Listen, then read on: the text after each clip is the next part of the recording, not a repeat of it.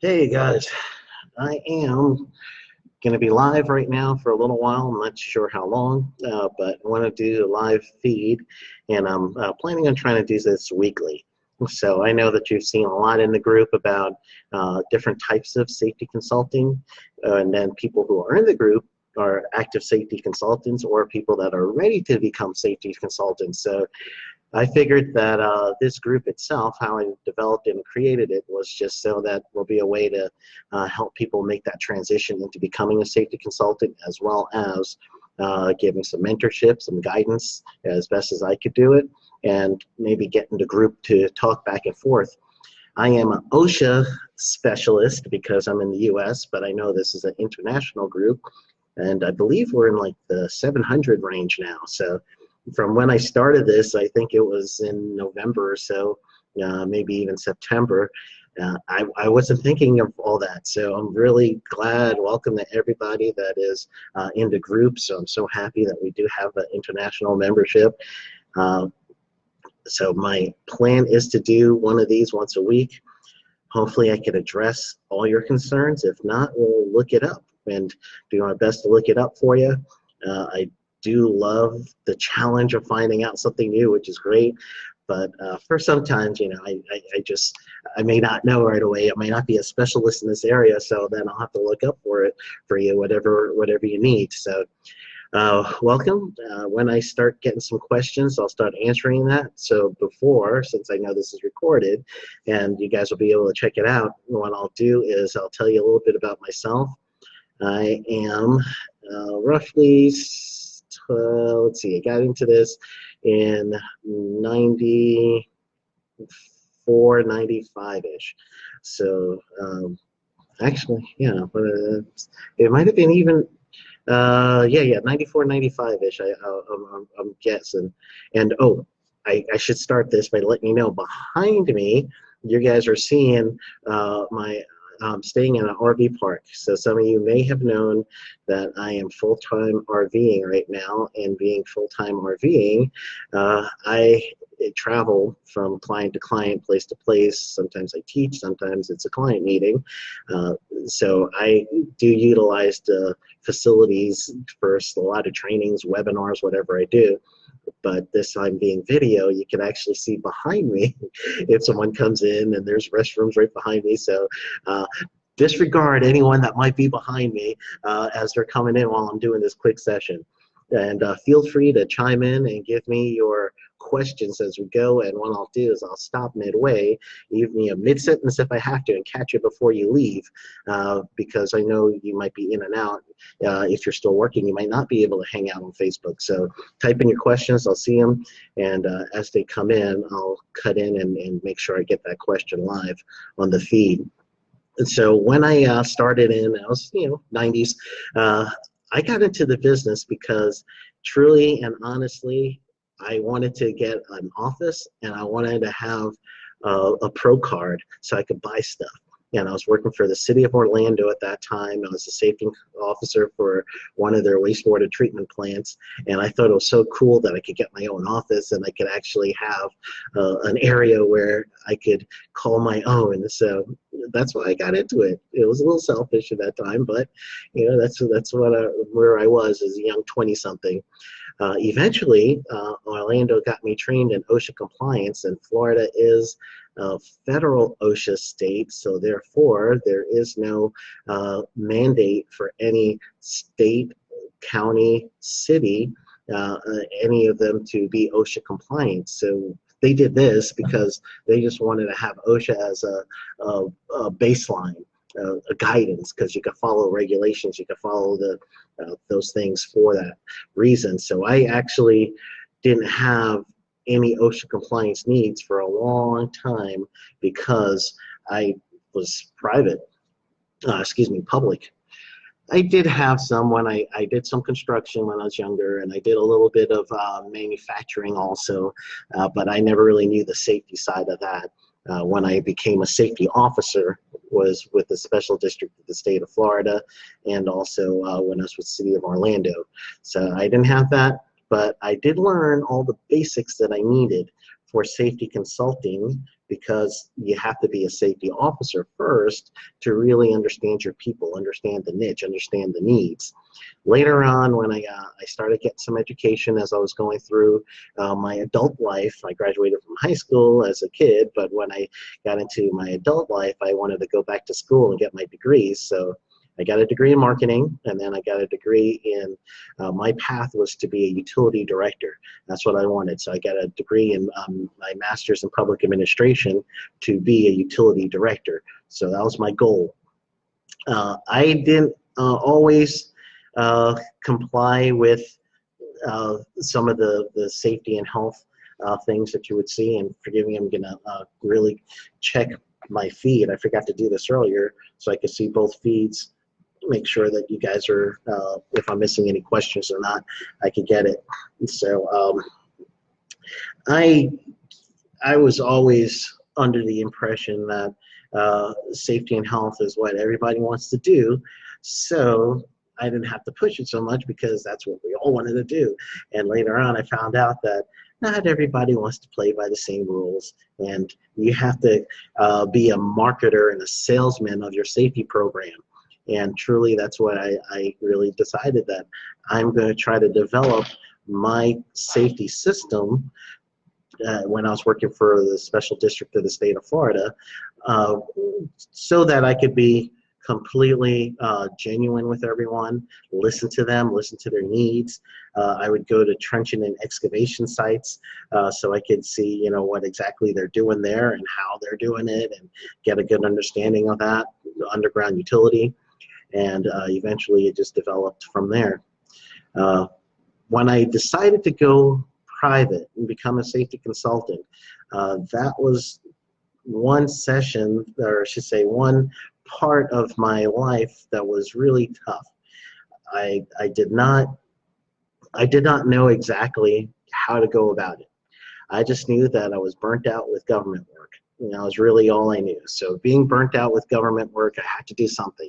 So that's what I did. I become a safety and compliance officer / consultant part-time. So 2008, I was doing both. I was being a safety compliance officer and then also starting my own business. And then later on in 2012, I went full-time. So from 2012 to now, I've been full-time as a safety consultant and trainer. So that's my path. I have worked with the OSHA side quite a bit.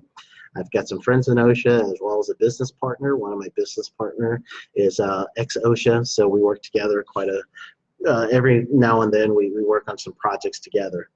So I am also currently writing my second book. First book was about becoming a safety consultant. I gave you a few steps to becoming a safety consultant. That was the first book, and now I'm working on the future of OSHA, which is also the session that I'm doing for the ASSE in safety 2018. Ooh, that's 2008 would be a long time ago, right? So 2018. So if you guys are going to that, come see my session. I'm on the last day. Yeah, and I have posted that in one of the group's chats is the last session. So, okay, I'm going to begin.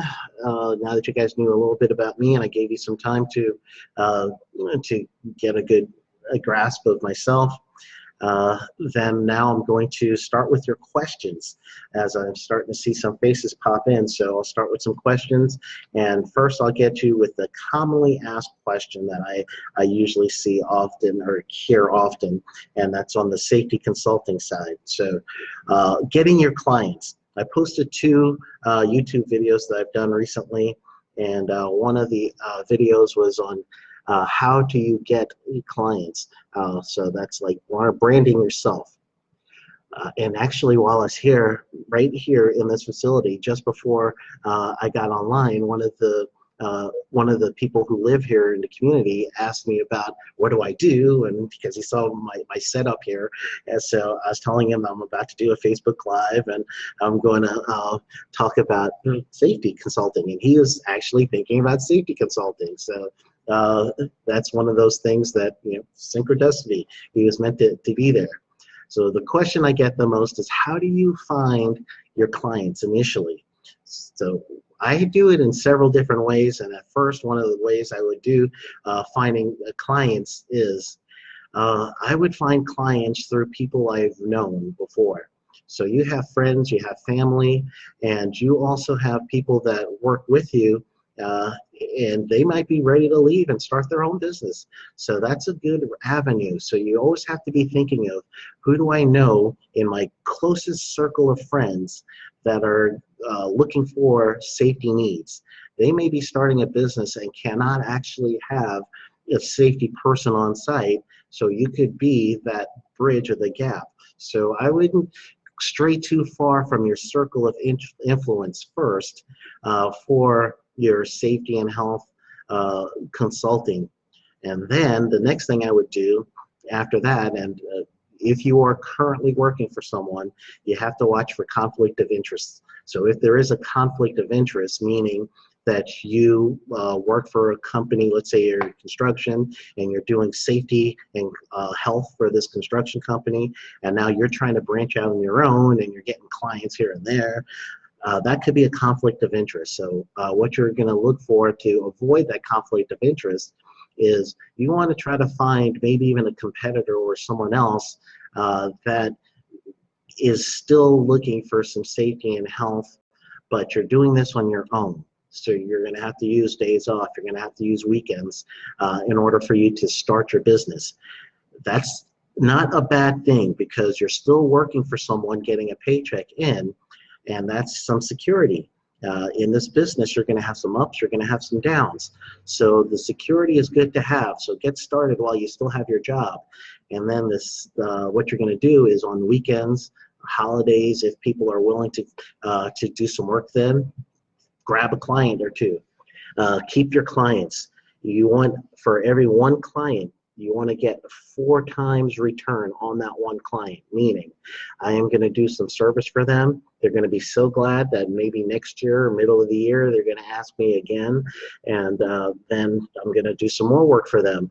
And in turn, if you get 4 different interactions with them, 4 different billing, if you want to think of it that way, then that is your clientele base also helping you get a sustainable business. So getting clients for the first time is always a little bit tough. However, once you do, you want to keep them. You want to service that client and make sure that you're helping them in the best way they can. Listen to them so you know what they want and supply that need to them.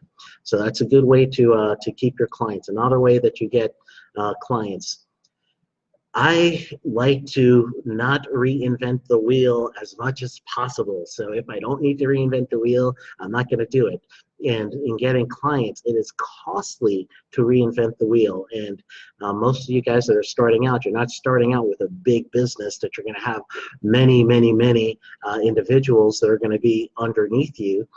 You could start developing, having other people as being your subcontractors later. But right now, for a 1-person unit, use the association route.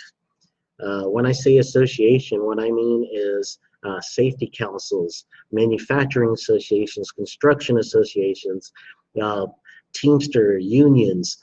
Those are associations that you can use to help you develop your company. So go talk to them face to face. You want to get the decision maker, or you want to get the marketing person.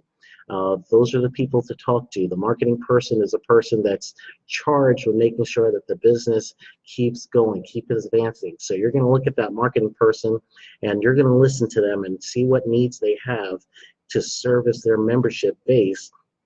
You're going to provide the needs that you can provide. You know, don't reach out more than what you're good at. However, I remember starting out, I didn't say no to much, so as much as I could get, I would take, and I would read up and learn about it as much as I can. If I understood that I couldn't do that, that's when I would ask a professional other than myself to help me along with this, and then I would give them a fee. And just because of their time and everything else, they might do the course, they might do the service, and then on my end, what I'm doing is I'm also helping them out. So That's the other aspect of that is, get the help, get the service you need. So the main thought to all of this is uh, seek to get your clients through the easiest means as possible and the effective means as possible. So those associations already have memberships that you're working with. They also have, it's kind of like building a railroad. They've got the rail cards, they got the rail, they got the right of way, they got everything. You just need to hitch your cart to that one and ride their train on their track to the clients that you're looking for. Services. If you are providing the right services to the right people, you'll be doing great. I've seen creative ways of getting people to come to classes. I've had a few classes where, for me, when I got started, I was doing a lot of environmental. I had the E part first before the H and S, so I was doing a lot of environmental things first. So I would go to cities and counties that need continuing education units for their water and wastewater field or any other fields. I would find out with my state, the state of Florida, of how to provide CEUs for these people.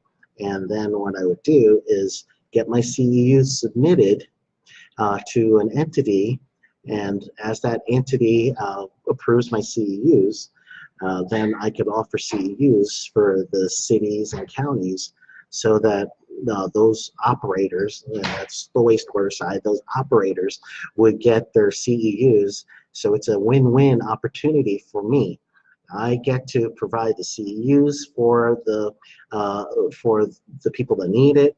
They become my clients in training, and eventually that training can lead to other things, other services. You could do an audit. You could do a review of their written programs. So that's another big one that gets, but they're in first for the CEUs for their people that they have to get anyway, and then we'll do some services together. So it works on the both sides. So that's how I get some clients. So I am looking. I'm going to take a short little peek over to see in the comment section if there's any questions. So again, if you have any questions, go ahead and put it in. So I just want to make sure I got the most common question I get. The other question I have, and if I don't see any more questions, I'm going to keep this nice and short and nice and brief. But the other question I get about becoming a safety consultant or what to do is how much should I charge for things? That's a big question I get all the time. So it really depends on your area. It depends on the service, obviously, and then it also depends on how much you think you could get. No one really likes that answer, but I start everything out like this. This is a client, and I want to make sure I'm fair to them and fair to myself. So if I needed to do a matrix, the matrix would be high hazard and company size will be a higher rate that they will pay. And high hazard, lower company size will get a lower rate, but not as low hazard and low company size. So those two factors are the main factors that I'm looking at for pricing. And then the other factor is how much do I honestly think I need for this job or I need for myself. So I want to make sure that I'm making enough money for myself as well, and as well as what is it in it for me as far as how much I want to charge for this service. So that's what I do. There's some services that is just strictly like OSHA compliance, 10 and 30 hour, or actually I shouldn't even say compliance, but they're 10 and 30 hour training. Those 10 and 30 hour training, those actually could be dictated by your area. So if you have a strong area in 10-hour construction, a strong area in 10-hour general industry, you'll probably be charging about the same as everyone else. So you'll have to do some research there in order to find your area. And that's the best I could say about that. Everything else becomes specialized, like your OSHA outreach, your OSHA compliance audits. Some people do that as well. So if you do have compliance audits, your pricing for that should include the time that you take to go into the facility, mileage, if that is also a factor, the time to walk through the facility, the time to do your written audit, those are all in consideration. And then when you do recommendations, you could also add in there your prices, meaning a quote for any deficiencies that you found, and give it to them at the time of your written report so they could read the report, and then now you've given them the answer to what you found the deficiency at the same time, and you have a better chance of getting that client long term and working with them. So that's another avenue to how do I price, and then how do I get clients at the same time. So that's one of the things I would use. So absent of any other questions, I'm going to stick with those two things. And if I do see any questions pop up, maybe next week when I do this again, we'll do another one. So I'm going to start weekly with these, and I'm not sure the dates. I'm hoping to target a certain date as we come by, but I'll just keep posting it in the group. So look for the group posts to let you know that this is a Facebook Live. Get your questions ready for me, and then we will we'll make sure that you get your answers. If I can't find it, I'll find someone else that has it. The group website, if you do need to get some help, is Safety Consultant. Safety Consultant, and it's .xyz. So safetyconsultant.xyz, and I do have a lot of free things up there. So presentations are free, written programs, a lot of those things that are there. So when you get a chance, check that out. That's the group that goes with this actual Facebook page. Yeah, and just so you could get some services there. So I'm going to type that in to the text box. And I was just giving you guys another chance of any questions to make sure that I didn't miss any questions. And if you have any questions for your current company too, not only Safety Consultant, but your current company, then I'll do that as well. So I did type in, you'll see in the little chat area, comment area, the Safety Consultant website. So hopefully you get what you need. If you can't find that, send me a text and I'll see what I could do to research for you. All right, well, you guys have a wonderful day, and I'll look forward to talking to you through the Facebook group. And then also, I'll do another one of these next week. So we'll get your Q&A there as well. So enjoy and have a wonderful week.